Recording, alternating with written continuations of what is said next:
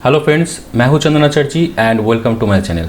आज के इस वीडियो के अंदर हम देखेंगे कि कैटेगरी को हम किस तरह से फाइनली अपने डेटाबेस के अंदर इंसर्ट कराएंगे। ठीक है फ्रेंड, इसके पहले वाले वीडियो पे हम लोगों ने देखा था कि कैटेगरी के लिए हम किस तरह से एक क्रिएट ब्लेड हम क्रिएट करते हैं, देन हमने राउट क्रिएट किया था। आई होप आपको वो वीडियो समझ में आया होगा। तो चलिए वीडियो को शुरू करते हैं और देखते हैं आगे का प्रोसेस क्या है। देखिए फ्रेंड, हम अभी चाह रहे हैं कि ये वाला जो मेथड है, इस वाले मेथड के अंदर सबसे पहले हम वैलिडेशन को चेक कर रहे हैं।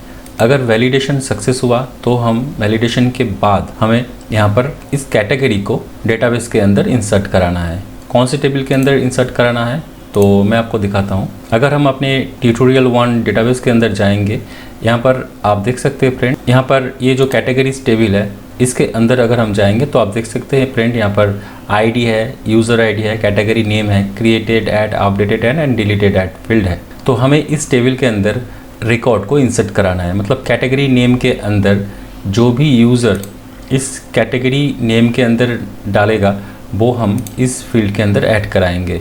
ठीक है, तो आइए इसको हम देख लेते हैं। तो उसके लिए हम सबसे पहले तो यहाँ पर जितनी भी वैलिडेशंस है उसको हम यहाँ पर चेक कर रहे हैं। ठीक है, तो वैलिडेशन जब सक्सेस होता है, मतलब इसके अंदर कोई भी अगर प्रॉब्लम नहीं है, तो उसके बाद हम यहाँ पर कैटेगरी को हम यहाँ पर डेटाबेस के अंदर इंसर्ट कराएंगे। तो कैटेगरी को इंसर्ट कराने का मैं यहाँ पर आपको 3 तरीका दिखाऊंगा। ठीक है, तो आइए इसको हम 1 बाय 1 समझते हैं। देखिए फ्रेंड, अभी यहाँ पर हम एलुगेंट को यूज़ करने वाले हैं। तो जैसे कि आपको पता है कि एलुगेंट यूज़ करने के लिए हमें हमेशा मॉडल को यूज़ करना पड़ता है। तो यहाँ पर जो मॉडल का नाम कैटेगरी के लिए है वो है कैटेगरी। वो हमें कहाँ से मिल रहा है, ये मॉडल्स फोल्डर के अंदर आप देख सकते हैं फ्रेंड, यहाँ पर category.php ये हमारा मॉडल है। तो हम पहले यहाँ पर लिखते हैं कैटेगरी। ठीक है, कैटेगरी हमने यहाँ पर लिखा, देन यहाँ पर हमने डबल कोलन लगाया। देन पहला जो तरीका है वो है क्रिएट।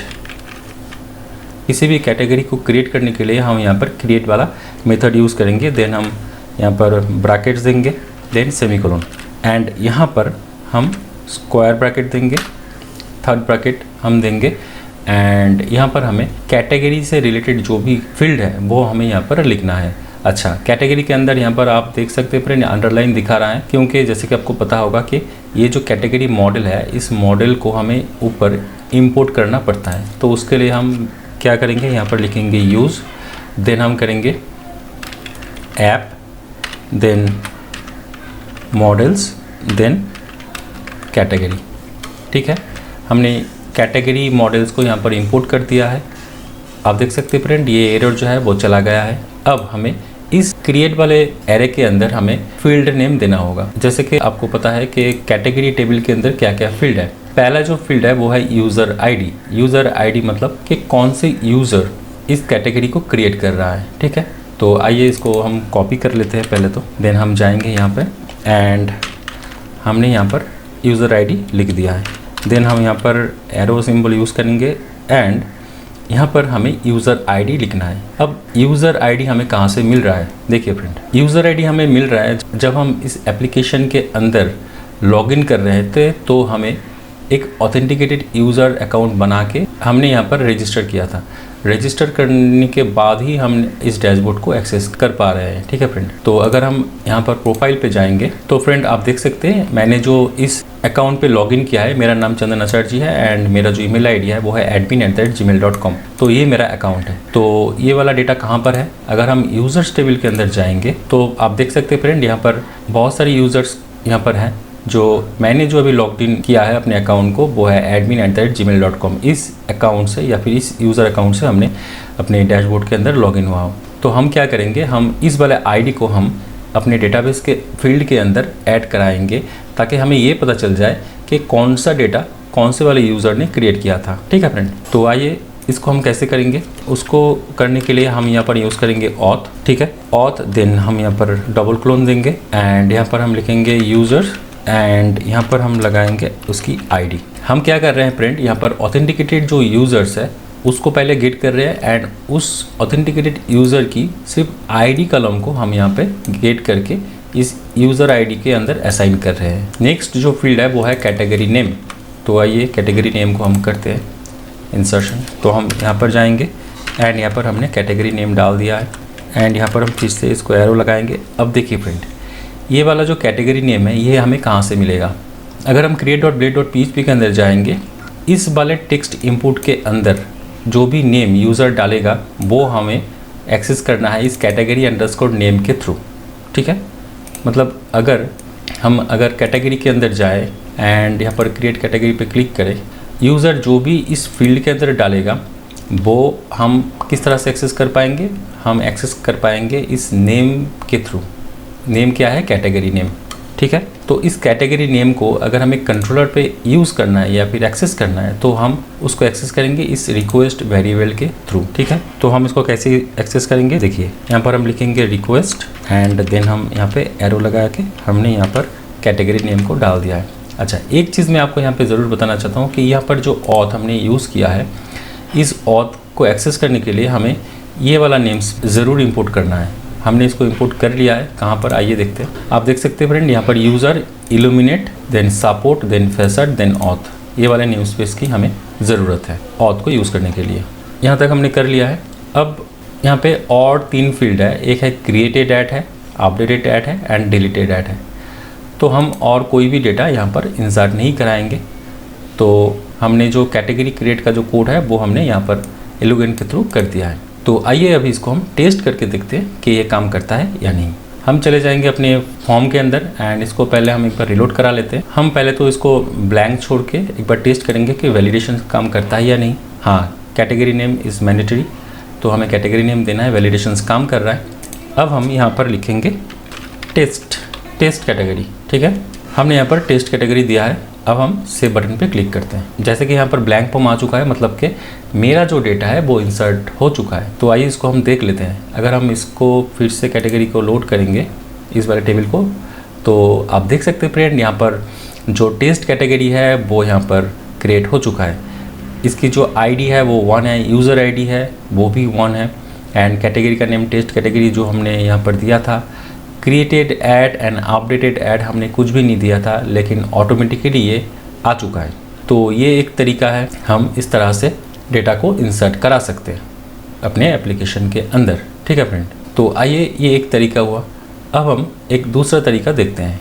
तो उसके लिए हम क्या करेंगे, सेम कोड इसको हम कॉपी करेंगे एंड इसको हम फिर से पेस्ट कर देंगे एंड ये जो पहला वाला तरीका है इसको हम थोड़ा सा कमेंट कर देते हैं। एंड यहाँ पर कैटेगरी, यहाँ पर क्रिएट है, क्रिएट की जगह हम यूज़ करेंगे इंसर्ट। हम यहाँ पर इंसर्ट यूज़ करते हैं और बाकी का जो कोड है वो बिल्कुल सेम ही रहेगा।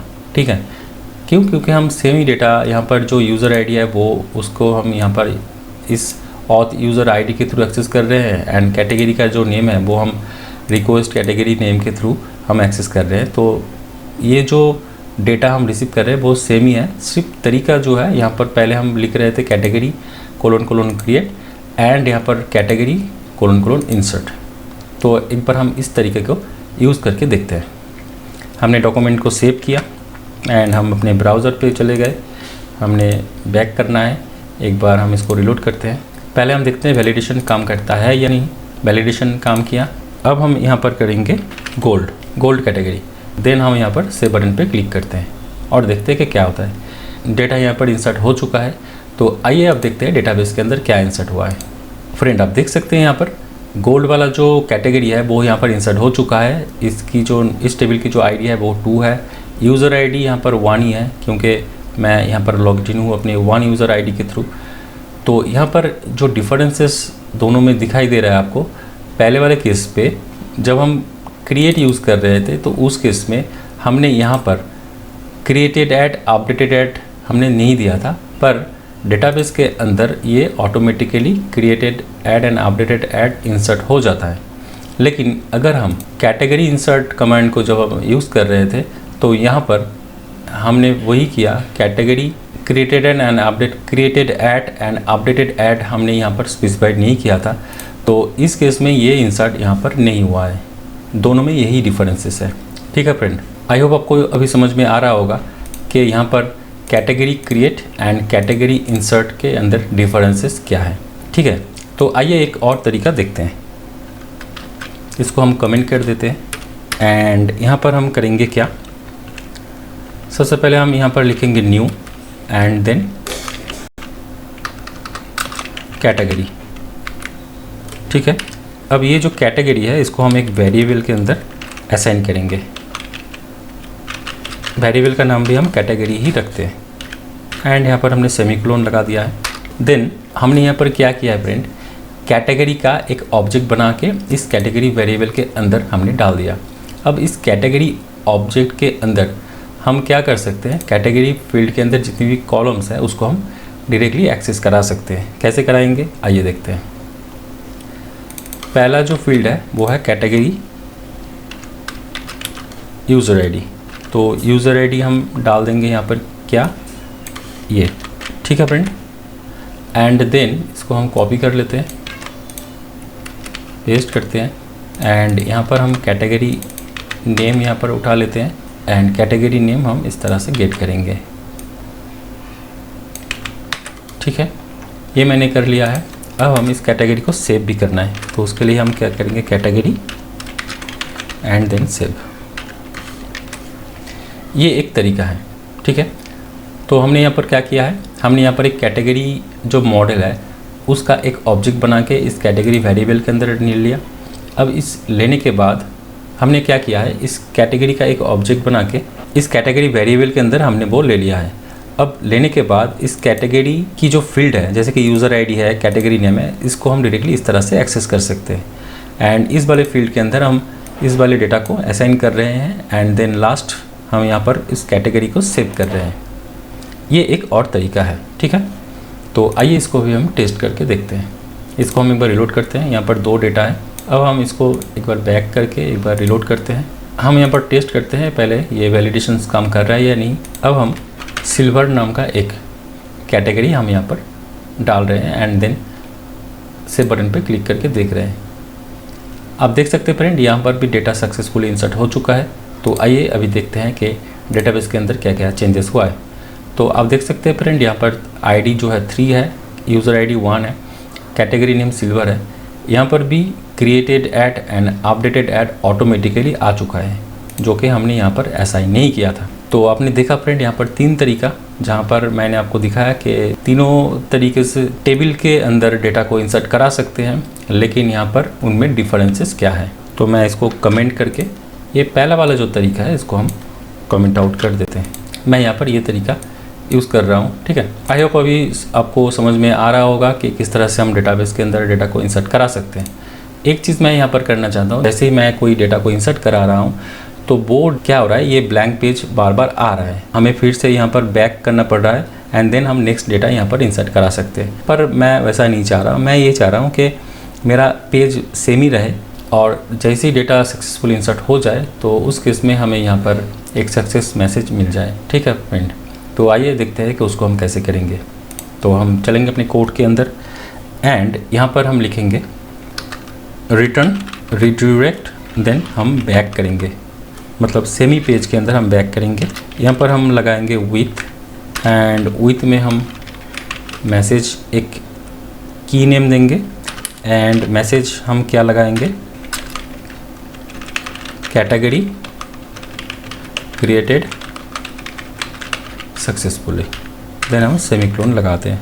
हमने यहाँ पर क्या किया है, जैसे ही कैटेगरी क्रिएट हो जाता है देन हम क्या करेंगे, रिडायरेक्ट बैक कर जाएंगे विथ दिस मैसेज, और इस मैसेज को एक्सेस करने के लिए हमें इस की ज़रूरत है, मतलब मैसेज वाले की ज़रूरत है। तो हमने ये कर दिया है। तो आइए अब देखते हैं कि फ्रंट एंड के अंदर हम वो कैसे करते हैं। तो हम चलेंगे अपने create.blade.php के अंदर एंड यहाँ पर हम जाएंगे इस वाले सेक्शन के नीचे, हम यहाँ पर वो मैसेज दिखाना चाहते हैं। तो एक काम हम कर लेते हैं, हम चलेंगे बूटस्ट्रैप के अंदर एंड यहाँ पर हम ढूंढेंगे अलर्ट्स। ये देख सकते हैं आप कंपोनेंट्स के अंदर अलर्ट्स, हमें सक्सेस अलर्ट्स चाहिए। तो हम थोड़ा सा नीचे एक बार चेक कर लेते हैं कि कौन सा अलर्ट्स हमारे लिए बेहतर होगा। ये वाला अलर्ट मैसेज हमें ज़्यादा पसंद है, तो हम एक काम कर लेते हैं, इस वाले कोड को हम यहाँ से कॉपी कर लेते हैं एंड हम चले जाएंगे अपने इस यहाँ पर इस सेक्शन के अंदर एंड यहाँ पर हम इसको पेस्ट कर देंगे, ठीक है।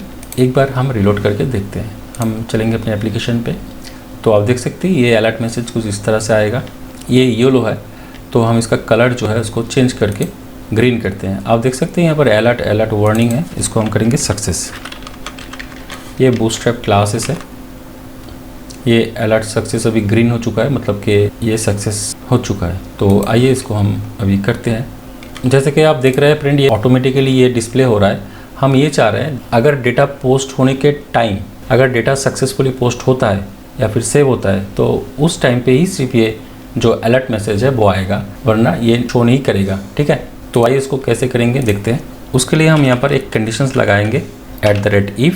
जैसे कि आपने देखा कि हमने यहाँ पर जो मैसेज है, इस मैसेज को एज ए सेशन वेरिएबल हमने पास कर दिया अपने इस व्यू फाइल के अंदर। तो हम क्या करेंगे, इस मैसेज की के थ्रू इस टेक्स्ट को एक्सेस कर सकते हैं। तो उसके लिए हम कैसे करेंगे ये देखते हैं। यहाँ पर हम इसे एक्सेस करेंगे सेशन, एंड सेशन के अंदर हम वो की जो है मैसेज की वो हम यहाँ पर लिखेंगे। ठीक है, मतलब अगर सेशन के अंदर मैसेज है तो हम ये वाला जो div है वो डिस्प्ले कराएंगे, वरना नहीं कराएंगे। if यहाँ पर हमने endif लिखा, क्योंकि if अगर हम स्टार्ट करेंगे तो हमें endif भी करना होता है। एंड इस वाले टेक्स्ट को हमें नहीं दिखाना है, हमें यहाँ पर अपना जो टेक्स्ट है वो दिखाना है। इसको हम डिलीट कर देंगे एंड इसको भी हम यहाँ से डिलीट कर देते हैं। एंड यहाँ पर हमें प्रिंट कराना है डबल कर्ली ब्रेसेस सेशन के अंदर हमें मैसेज। तो यहाँ पर हमने क्या किया है, हमने एक कंडीशन लगाया कि अगर सेशन के अंदर मैसेज नाम का कोई की वैल्यू है तो ये वाला सेक्शन ट्रू होगा, डिस्प्ले होगा, वरना नहीं होगा। एंड अगर डिस्प्ले होगा तो सेशन के अंदर जो मैसेज किया है उसकी जो वैल्यू है वो यहाँ पर प्रिंट हो जाएगा। ठीक है, तो हमने इस डॉक्यूमेंट को सेव किया है। तो आइए देखते हैं ये काम करता है या नहीं। सबसे पहले हम यहाँ पर एक बार वैलिडेशन को चेक कर लेते हैं। वैलिडेशन काम कर रहा है। अब हम यहाँ पर गारमेंट्स नाम का एक कैटेगरी हमने यहाँ पर डाल दिया है और सेव बटन पे हमने क्लिक किया। जैसे कि आप देख सकते हैं फ्रेंड, यहाँ पर कैटेगरी क्रिएटेड सक्सेसफुली मैसेज हमें मिल चुका है।